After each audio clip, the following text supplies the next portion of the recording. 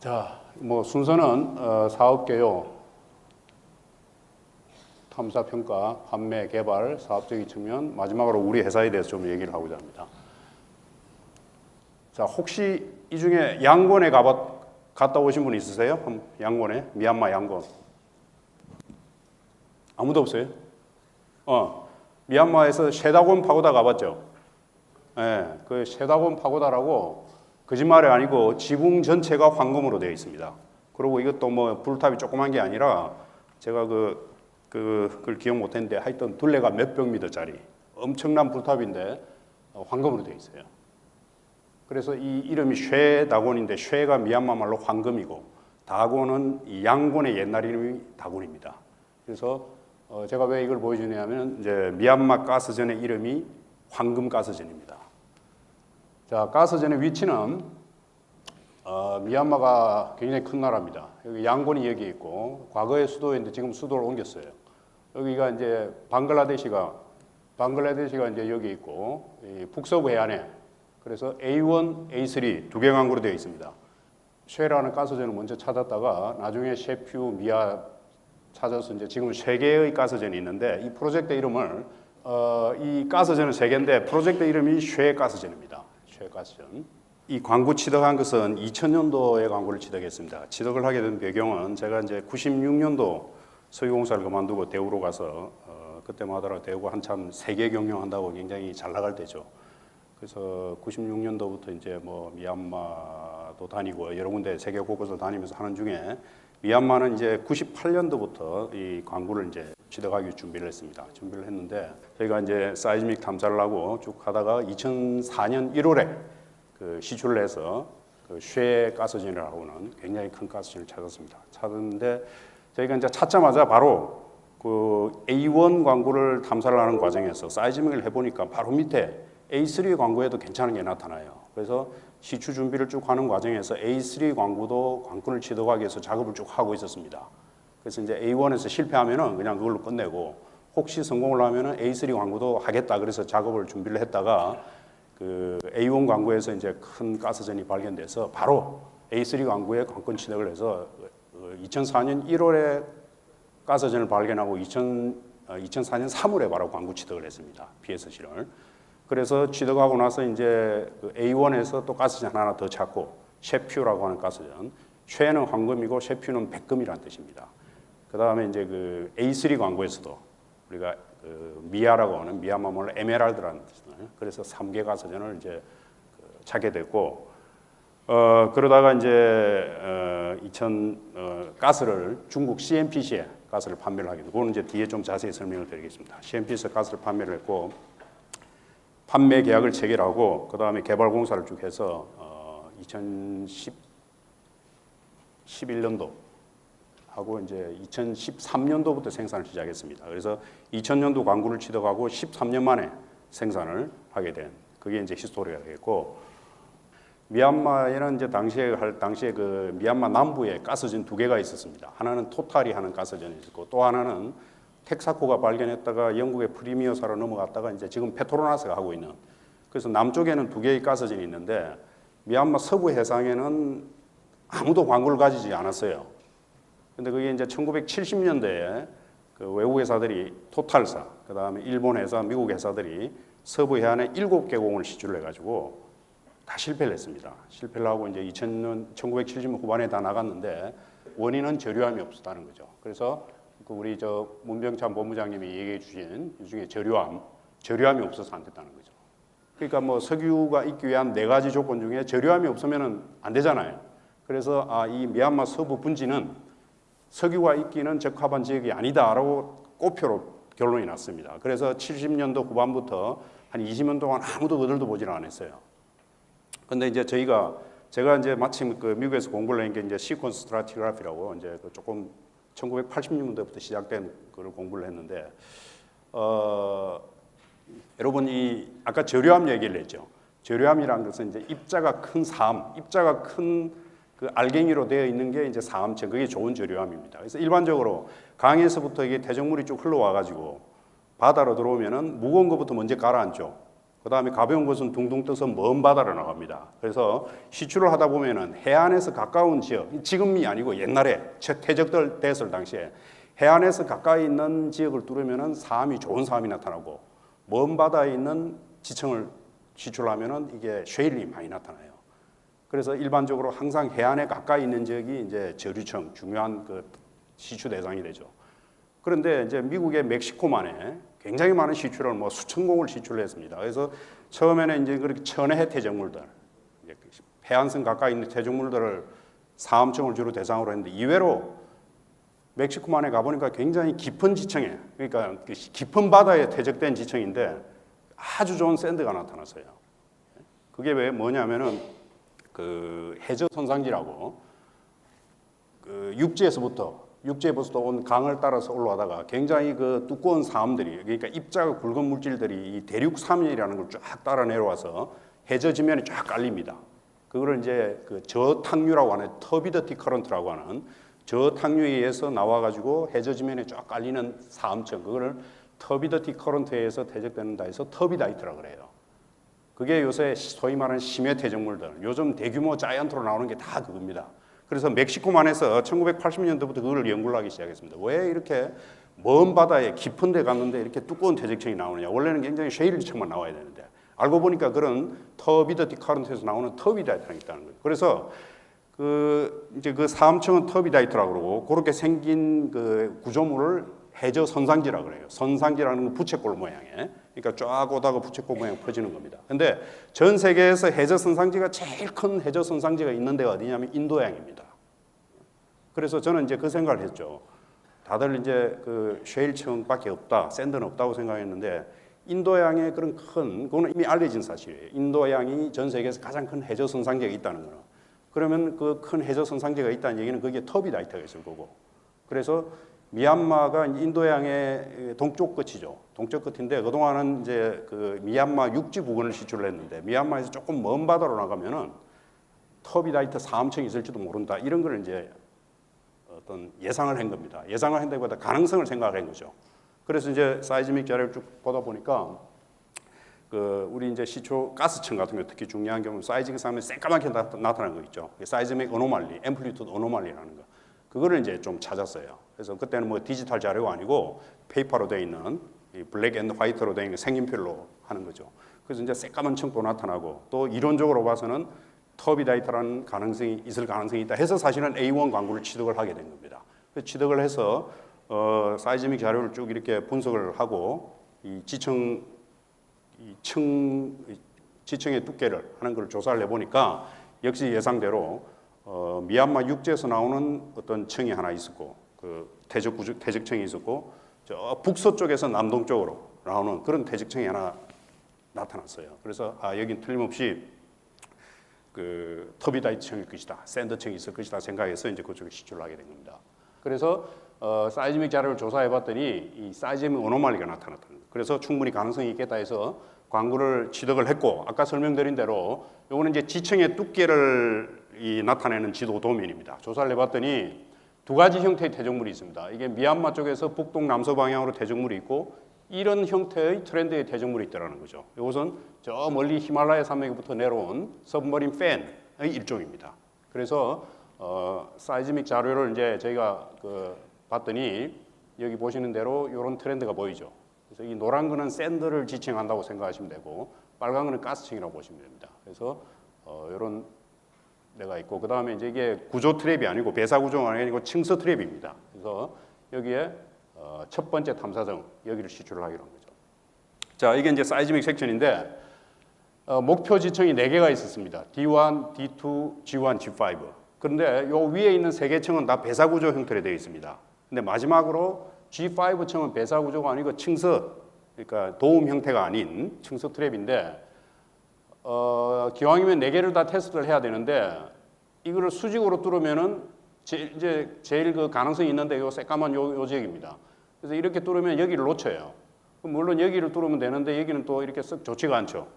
가스가 있을 가능성이 별로 없다 이거죠. 그래서 가장 좋은 지역을 4개 지층을 다 통과하려면 이렇게 가다가 경사정을 이렇게 뚫어야 됩니다. 그래서 경사정을 뚫기로 하고 시추를 했습니다.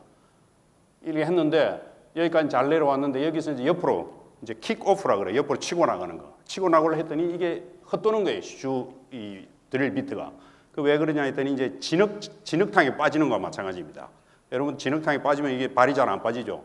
드릴 비트가 이 속에 있는 지층이 이 뭐라 그럽니까 이제 이 우리 전문 용어로 건보 현상이라고 그래요. 건보가 그 뉴올리언즈에 가면은 지난번에 뉴올리언즈 가서 우리 저 건보를 내가 좀 얻어먹었는데 이 걸쭉한 해산물로 끓인 그 스프를 건보라 그래요. 그래서 이 걸쭉한 진흙탕 이걸 건보 현상이라고 그러는데 시초하다 그런 현상이 종종 발생을 합니다. 그래서 그 원인을 우리가 분석을 해봤더니 시초할 때 여러분들 뭐 많이들 아시겠지만은 그 진흙물을 집어넣습니다. 시초 파이프 가운데로 진흙물을 집어넣고 그 진흙물이 이렇게 올라오게 돼 있죠. 그래서 이제 주로 물을 섞은 진흙물을 넣기도 하고 기름을 섞은 진흙물을 넣기도 합니다. 그래서 저희가 이제 처음에는 물을 섞은 진흙물을 넣었는데 나중에 알고 보니까 그 이제 이 진흙 머드 속에 들어있는 그 물하고 지층에 있는 물하고 이 화학적인 반응을 해서 그런 현상이 더 심하게 나타난 거죠. 그래서 이제 방법은 뭐냐? 이 오일 베이스 머드, 물을 섞은 머드가 아니고 기름을 섞은 머드를 사용하면 좀 괜찮겠다 해서 오일 베이스 머드를 쓰기로 하고 했는데 문제는 시추선에 그 오일 베이스 머드가 준비가 되어 있지 않았어요. 그래서 그걸 싱가포르로 가지고 오려면 일주일이 걸립니다. 근데 일주일 동안 그냥 놔두면은 보통 리그 하루 빌리는데 요즘 몇십만 불을 그 당시도 10만 불 했습니다. 일주일이면 뭐 한 거의 100만 불을 까먹게 되니까 그냥 있으면 안 되고 수직으로 그냥 뚫어보자. 그래서 원래 목표는 이렇게 뚫는 거지만은 어차피 일주일 동안 가만히 있느니 수직으로 한번 뚫어가지고 해보면은 D1, D2, G1 층은 다 테스트 해볼 수 있고 또 사이즈믹 상으로는 이게 아슬아슬해 비켜나가지만은 사이즈믹 항상 그 레졸루션에 해상도에 조금 이게 에러가 있습니다. 그래서 우리가 비껴날 거라고 생각하지만 이외로 이게 또 좋은 층이 수직으로 해가지고 뚫을 수도 있어요. 그죠? 이 사이즈믹의 그 레졸루션 문제로 요렇게 가면 아슬아슬하게 빗나가는데 이게 이외로 사이즈믹에는 그렇게 보이지만 실제로 가스까지 연장이 돼 있을 가능성도 있겠지. 그러면 수직으로 뚫어서 굳이 옆으로 다시 안 뚫어도 되죠. 그래서 수직으로 일단 뚫어보자 그랬습니다. 그래서 이제 쭉 뚫었어요. 자, 실패를 했고 뚫었는데 불행히도 D1, D2, G1에서는 가스가 안 나왔어요. 안 나와서 이제 그러면은 우리가 이제 계획을 한 대로 옆으로 이제 쭉 뚫어보자 했는데 문제는 당시에 이제 그 인도 파트너들이 들어와 있었다 그랬죠. 인도 파트너가 인도 국영석유회사 ONGC와 게일이 합해서 지분 30%를 가지고 있었는데 인도 회사들이 이제 처음에 우리 콘소시엄을 구성할 때 이 사업을 승인받기 위해서는 지분을 75% 이상을 취득해야 어프로브가 되는 걸로. 보통 과반수인데 인도 회사들이 우겨가. 그런데 저희는 그 당시에 굉장히 파트너를 영입해야 되는 입장이라서 그걸 받아줬어요. 75%가 의결 정족수가 된 거죠. 근데 인도 회사가 30%를 가지고 있는데 옆으로 뚫고 나가는 데서 인도 회사가 반대를 했습니다. 왜냐하면 인도 회사들은 보기는 이미 수직으로 뚫었고 여기도 이미 통과를 했다. 보나마나 가스가 없는 거로 결론이 났다. 그래서 자기들은 추가 예산 승인을 못 해주겠다고 한 겁니다. 그래서 여기까지 시추하느라고 우리가 돈도 꽤 많이 썼고 마지막으로 제일 좋은 조치가 하나 남았는데 콘소시엄에서 승인을 못 받았어요. 그래서 이제 저희 회사 상황 같으면 이제 사업을 못 하죠, 실은. 근데 이제 아무래도 민간 회사 보니까 조금 이제 플렉시블하고 거기다가 이제 대우 같은 경우는 이 미얀마 가스제에 워낙 역량을 집중을 하고 있었고. 근데 이제 이 조인트 오퍼레이션 어그리먼트, 콘소시엄들이 같이 하는 그 어그리먼트에 보면은 소울 리스크 오퍼레이션이라는 규정이 있습니다. 그래서 뭐냐면은 콘소시엄에서 전체적으로 의결 종족수가 안 돼서 부결이 됐을 때 그 중에 일부 회사가 단독으로 작업을 할 수 있는 그런 규정이 있어요. 물론 자기 부담이죠. 자기 비용을 다 내고. 그래서 소울 리스크 오퍼레이션이 규정은 있긴 하지만 보통 잘 안 합니다. 왜냐하면은 파트너들이 다 안 하는데 무슨 배짱으로 그냥 하느냐 이거죠. 돈도 자기가 다 부담해야 되고. 그래서 사실은 뭐 규정이 있지만은 잘 하지 않는 건데 저희는 이제 이 소울 리스크 오퍼레이션을 한번 검토를 했습니다. 했는데 이제 내부적으로 반대도 많이 했습니다. 사실은 우리끼리도 뭐 나중에 책임 문제가 따르고 어쩌고 반대를 많이 했는데 그래서 거의 포기할 뻔 하다가 그래도 참 너무 억울하다 이거죠. 대우라는 회사가 그 당시에 뭐 그야말로 미얀마 가스전에 올인하는 상황이었고 돈도 많이 들어가서 여기까지 왔는데 마지막으로 조금만 돈을 더 쓰면 되는데 이걸 못하면 너무 억울하다. 그래서 이제 그날 밤사이에 이제 결정을 했습니다. 한번 하자. 그래서 결정을 했고 또 우리 이제 현장에서 결정을 한 거죠. 그 당시 제가 현장에 나가 있었고 결정을 했는데 그 우리 본사에서 보고를 했더니 본사에서 또 우리 그 당시 CEO가 흔쾌히 오케이를 했고 이사회를 긴급 이사회를 소집해가지고 이틀 만에 승인을 받았어요. 아주 뭐 굉장히 중요한 결정을 아주 빠른 시일 내에 내려줬습니다. 그래서 시출을 했습니다. 사이트 트래킹이라고 그러죠. 옆으로 시출을 했더니 여기서 정말 엄청난 두꺼운 가스연이 발견이 된 겁니다. 그래서 요거는 이제 그 사이즈 우리가 시출하고 나면은 웰로깅을 하죠. 물리검증. 물리검증 했더니 G5에서 굉장히 두꺼운 층이 나왔고 사이즈믹 상에서 전혀 이슬이라고 예측을 못했던 G3층이라는 것도 보너스로 또 나타났습니다. 그래서 아주 그 대규모 가스전을 발견하게 됩니다. 자, 그런데 아까 제가 그 사업 처음에 들어갈 때 그 채권단들, 우리 금융기관들 다 설득을 했다고 했는데 어떻게 설득했냐면 이제 뭐 대부분의 PSC에는 단계별로 페이즈 1, 2, 3가 있죠. 그래서 미얀마도 페이즈 1에는 조사 사업만 하게 돼 있어요. 그래서 이제 전산 재처리, 사이즈믹 리프로세싱 하면 되니까 60만 불만 들으면 된다. 그렇게 설득을 했고 그 다음에 이제 사이즈믹 탐사하는데 700만 불. 그래서 요 들어가면서 그 채권단한테 약속을 한 겁니다. 2단계까지는 우리가 하면서 2단계 진행하는 동안 반드시 파트너를 영입해서 파트너가 영입이 되면은 시추하는 단계에 들어가겠다. 이렇게 설득을 해서 사실은 처음에 사업 승인을 받게 된 거죠. 그래서 여기까지 첫 번째 탐사정을 뚫어서 그때까지 들어간 돈이 약 2,300만 불 들어갔습니다. 그런데 파트너를 영입하면서 파트너들이 지분비만큼 돈을 낸 게 아니라 그 시추비의 거의 2배 가까이 첫 번째 탐사정은 그런 조건으로 들어왔습니다. 보통 우리가 팜 아웃을 한다 그러죠. 지분 양도를 하면은 팜인 지분 양수를 하는 회사는 프리미엄 쪽으로 더 내고 들어옵니다. 그래서 인도 회사에 저희가 상당히 좋은 조건으로 지분 양도를 했고 또 성공물 중자가 그 당시에는 뭐 거의 70%까지 나올 때입니다. 그래서 우리 그 당시에 대우가 60% 지분을 가졌는데 요 중에서 260만 불을 투자를 했습니다. 첫 번째 탐사정 시추할 때까지. 그렇게 했는데 시추를 하고 나서 자산 가치가 얼마가 되느냐? 30억 불이 됐습니다. 그래서 2004년도 시추하고 평가정을 한 몇 군데 성공을 하고 나서 2005년, 6년 때 그때 대우 주식이 이제 급속도로 올라갔고 제일 많이 올라갔을 때 49,200원까지 올라갔어요. 1억 주인데 49,200원 얼마입니까? 거의 5조 가까이 되죠. 5조 가치가 돼요. 물론 이제 뭐 주가하고 실제 자산 가치는 다른데 이 자산 가치라는 것은 우리가 시추를 하고 나서 평가한 매장량 가지고 경제성 분석을 해서 현가로 계산해 봤더니 약 30억 나왔죠. 한 1,000배 정도 그러니까 이익을 보게 된 겁니다. 사실은. 자, 근데 뭐 탐사정 하나만 뚫었다 해서 되는 게 아니고 이제 우리가 개발을 하기 위해서는 평가정을 뚫어서 매장량이 얼마인지 확인을 해야 되죠. 그래서 그 이후에 쉐에서 평가정 5개 합해서 6공을 뚫어 다 성공을 했고 쉐퓨에서는 5공 중 3공, 미아에서는 3공을 했고 그래서 가채 매장량 전체로 4조 입방입니다. 그래서 사실은 그 당시에 이제 저희가 탐사정 뚫을 때까만 해도 직원들이 한 10명도 안 됐습니다. 아주 소규모 인원들이 탐사정까지 시추를 했는데 이제 평가정을 하고 가스 판매하고 개발하고 엄청난 작업을 해야 되는데 그래서 그때부터 저희가 이제 사람들을 많이 뽑았습니다. 영입을 했는데 그 중에 한 사람이 이제 저하고 96년도에 같이 석유공사를 퇴사를 했다가 대우 사태가 안 나오고 대우가 이제 이렇게 그 직원들 그때 조직도 없어지고 다 나갈 때 잠깐 나갔던 뭐 여러분 알만한 친구입니다. 다시 제가 또 간곡히 부탁을 해서 대우로 다시 조인해서 우리 그 이영범이라는 친구가 다시 조인해서 이 평가 작업을 아주 잘 마무리 지어가지고 개발까지 이르게 하는 그런 계기가 됐죠. 자, 판매에 대해서 좀 얘기를 하겠습니다. 아까 제가 인도 회사가 2개가 들어왔다 그랬죠. 그 많은 회사 중에 인도 회사가 들어갔대요. 왜 들어왔느냐면은 기름은 우리 이제 석유 회사니까 주로 이제 뭐 가스전도 있습니다만은 이 석유 같은 경우, 원유 같은 경우는 어디에 생산하면 요즘은 FPSO라 그래서 배를 갖다 대가지고 다 전국 어디나 전 세계 어디나 팔 수가 있죠. 근데 가스 같은 경우 기체 상태이기 때문에 인근에 마켓이 있어야 돼요. 인근에 마켓이 없으면 어떻게 해야 되나? 장거리로 파이프라인을 깔든지 아니면 액화를 시켜서 그죠? 액체로 만들어서 LNG를 해서 팔아야 되죠. 그래서 인도 입장에서는 인도가 여기 캘커타라고 하는 인도에서 두 번째로 큰 상업 도시입니다. 여기가 굉장히 많은 가스를 필요로 하는데 미얀마 가스가 만약에 나오면은 이렇게 가스관을 하면은 단거리로 인도가 가스를 도입을 할 수가 있었어요. 그래서 방글라데시를 거쳐서 그래서 우리 대우가 이제 가스를 찾고 나서 방글라데시, 인도, 미얀마, 대우 4자가 회담을 했습니다. 가스를 갖다가 어떻게 판매할 것인가. 그런데 방글라데시 입장에서는 가만히 앉아서 통과료만 받으면 되는데 너무 지나치게 방글라데시는 그렇게 생각하겠죠. 자기 나라 말고는 대안이 없다. 그래서 큰 소리 빵빵 치면서 통과료를 굉장히 과하게 요구를 했습니다.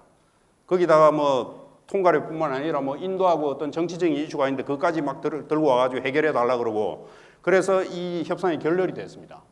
그래서 요게 결렬이 되고 나서 그 다음에 이제 인도로 가는데 방글라데시를 거치지 않고 여기가 다 인도입니다. 이렇게 멀리 가는 거, 중국으로 가는 거, 태국으로 가는 거. 그래서 파이프라인 입찰을 실시해가지고 가격을 받았는데 가격이 좀 만족할 만한 가격이 안 됐습니다. 근데 그때 제가 이제 미얀마 정부를 설득해서 파이프라인을 할 게 아니고 LNG를 했어요.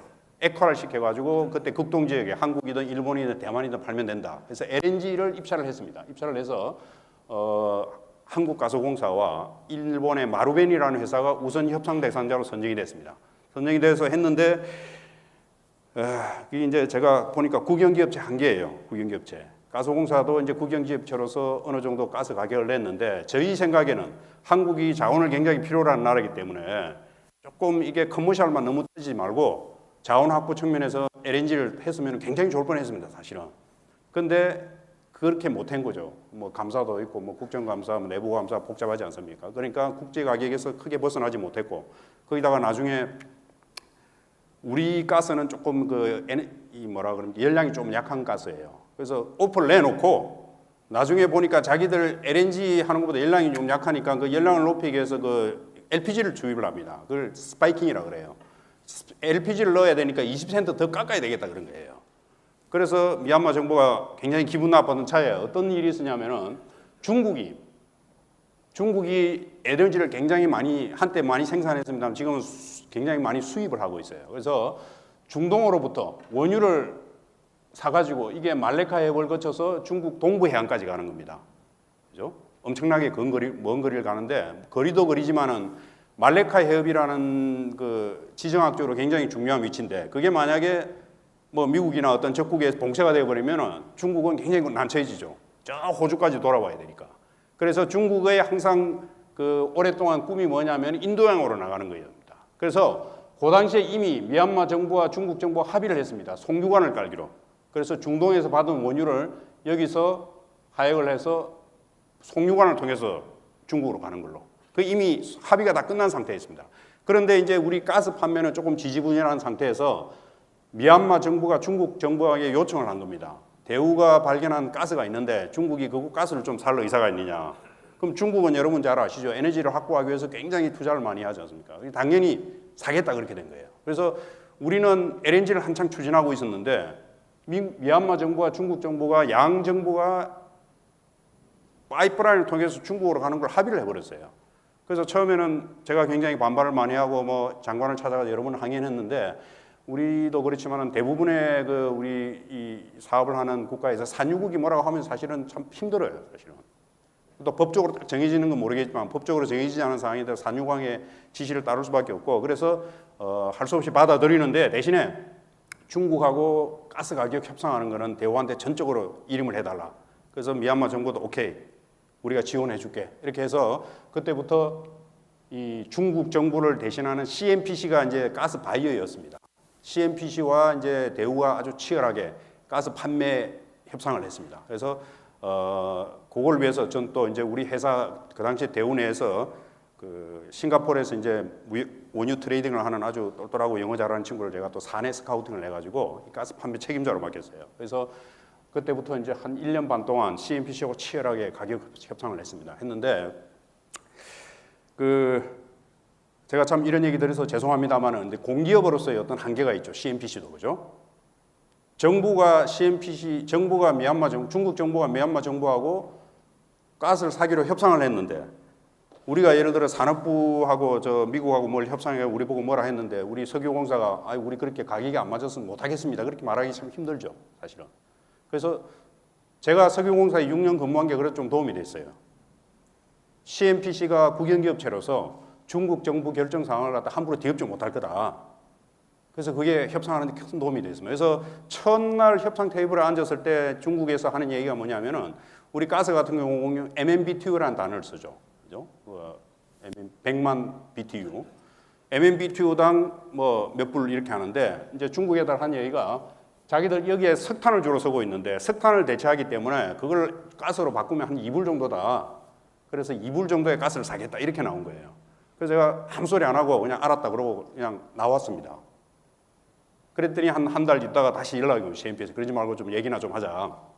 그래서 가서 이제 살짝 또 얘기 들어보고 또 나오고 이런 식으로 굉장히 강경한 입장을 유지하고 한 1년 6개월 걸쳐서 협상을 했어요. 물론 또 양보할 건 좀 양보하고.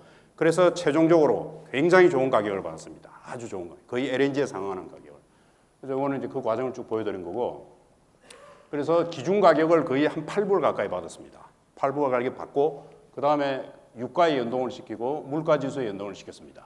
그래서 유가가 한때 떨어졌을 때도 물가지수 때문에 좀 상쇄 효과가 있었고 그 다음에 그 나중에 설명드리겠습니다만은 육상가스가 그 저희가 이제 그 미얀마 해안에서 가스를 넘겼어요. 그래서 거기서부터 중국까지 그 가스관을 한 800km 깔았는데 거기가 저희가 지분을 49% 참여를 했습니다.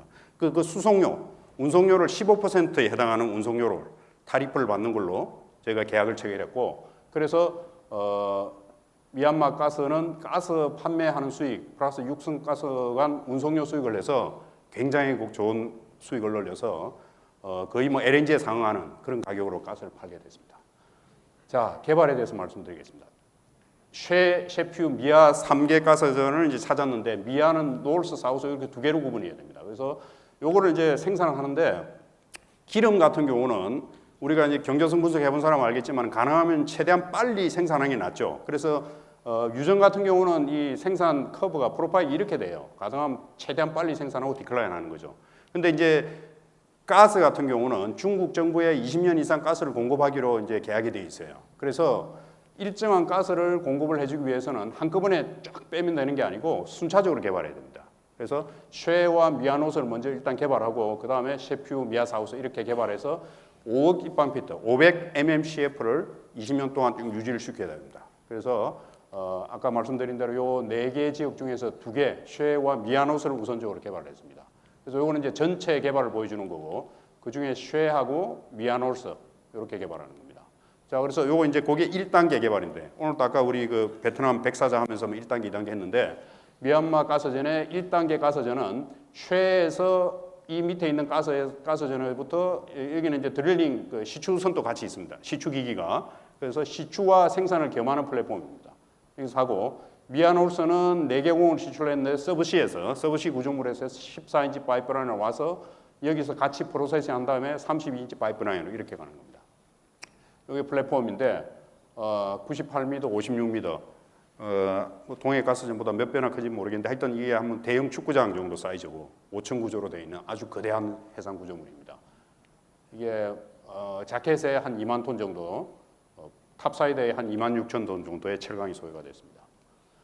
자, 그 다음에 쉐 같은 경우는 플랫폼에서부터 9개 공을 시추를 했습니다. 그래서 제일 깊은 것은 제일 긴 것은 한 뭐 5,600m까지 시추를 했고 미아 노스는 여기서 경사정을 4개를 뚫어서 서브시에서 한 겁니다. 그래서 생산하는 과정을 보면은 미아노스에서 올라오고 그 다음에 14인치 파이프라인을 옮긴 다음에 쉐에서 생산해서 이렇게 분리를 하고 쭉 가서 육상으로 해서 여기서 이제 하게 되는 거죠.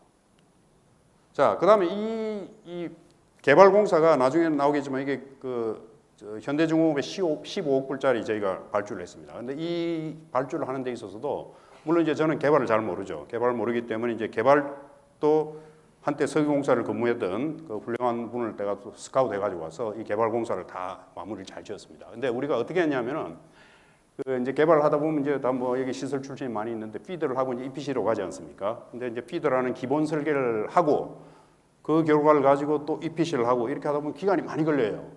이 뭐 입찰하고 뭐 승인받고 어쩌고. 그래서 우리가 했던 전략은 뭐냐면은 피드를 그 다음에 또 문제는 뭐냐면은 이 EPC 가격은 설계가 뭐냐에 따라 가격 차이가 많이 나요. 그래서 피드를 하나 맡겨가지고 어떤 회사가 입찰을 해서 피드를 해서 그 결과 가지고 또 EPC를 하는데 이게 뭐 물건이 좋은지 나쁜지 모르는 상태에서도 EPC 입찰을 할 수밖에 없어요. 그래서 우리는 피드와 EPC를 동시에 했습니다. 그래서 피드와 EPC를 하되 피드만 1차로 먼저 입찰을 했어요. 그러면서 이제 피드 결과에 따라서 EPC도 나중에 할 수 있다는 언지를 주고 그래서 피드를 했는데 3개 콘소시엄이 들어왔습니다. 그 하나는 현대중공업이 리더인 그룹이 들어왔고 또 하나는 이제 테크닙과 삼성중공업, 그 다음에 사이폼과 대우조선이 들어왔어요. 그래서 이제 피드 단계에서는 사이폼은 탈락하고 테크닙과 현대중공업이 피드를 했고 그 결과가 나온 다음에 피드 결과 가지고 저희가 EPC를 해서 최종적으로 현대중공업이 선정했습니다. 그래서 제가 이 얘기를 드리는 이유는 그만큼 기간도 많이 단축했고 또 비용도 굉장히 많이 절감을 했습니다. 그래서 자, 그 다음에 여기서부터 중국 국경까지 약 800km 정도 이걸 깔았습니다. 그 다음에 중국은 여기서부터 이까지 800km뿐만 아니라 미얀마 가스전을 위해서 파이프라인을 쭉 깔아서 이게 동해안까지 갑니다. 총 2,500km의 파이프라인을 깔았습니다. 그래서 중국은 미얀마 가스전뿐만 아니라 투르크메니스탄에서 오는 가스도 여기서 합류를 하게 돼 있어요. 어쨌든 미얀마 가스전이 계기가 돼서 전체 길이 3,300km에 해당하는 파이프라인을 중국이 깔았습니다. 엄청난 역사를 한 거죠. 자, 가스전 개발하는데 저희가 이 탐사비하고 다 포함해서 이제 약 3조 정도로 들어갔는데 엄청나게 많은 난관들이 있었습니다. 이게 뭐 당시에는 지금 또 생션이 그대로 있지만은 US하고 유럽 쪽에 그 생션이 있었어요, 미얀마에.